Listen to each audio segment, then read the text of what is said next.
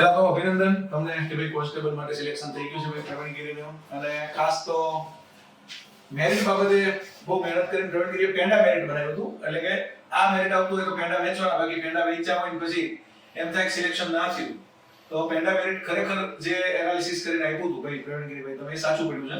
એટલે પહેલા તો અભિનંદન કે તમે આ મેરિટ બી સાચું પડ્યું, તમને નોકરી મળી છે. તો શું કહેવું છે વિદ્યાર્થીઓને? પહેલા તો આપણે પેડા મેરિટ થોડા ટાઈમ પહેલા આપ્યું હતું, એ પેડા મેરિટ એ સાચું પડ્યું. એટલે પ્રિડિક્શન એક વિદ્યાર્થી તરીકે જે મેં કર્યું હતું કે આટલું જ પ્રિડિક્શન આટલું જ મેરિટ છે એ સાચું પડ્યું. પછી બીજું કે આજે હું કોન્સ્ટેબલમાં સિલેક્ટ થઈ ગયો એ બદલ સરનો પહેલા તો આભાર માનીશ કે સરે પણ ખૂબ સાથ સહકાર મને આપ્યો, જ્ઞાન લાઈવ ટીમે પણ ખૂબ સાથ સહકાર આપ્યો.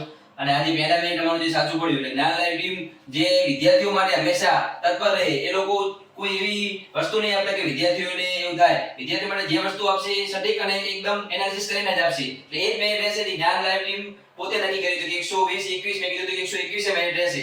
આજે મેરિટ 121 છે જ રહ્યું, એક પોઈન્ટ પણ આગા પાછું નહીં થયું. તો પોઈન્ટ 50 પોઈન્ટ 20 કરશો 121 કીધું હતું 121 જ થયું. એટલે કેટલું એનાલિસિસ કર્યું તમારા માટે. અને બીજી એ ખુશીની વાત છે કે આજે હું નોકરી મને મળી ગઈ. એટલે કોઈ શબ્દો તો કહેવાના તમારા માટે મારી જોડે છે પણ નહીં. બસ જ્ઞાન લાઈવ ટીમ છેલ્લે તો એટલું જ કહીશ મિત્રો કે જેનું સિલેક્શન થઈ ગયું છે અભિનંદન. જે થોડા માટે રહી ગયા છે એમના માટે મિત્રો નવી ભરતીના ફોર્મ ભરવાના શરૂ થઈ ગયા છે. એટલે માનો તો હાર છે, બાકી કાલે નવો વાર છે.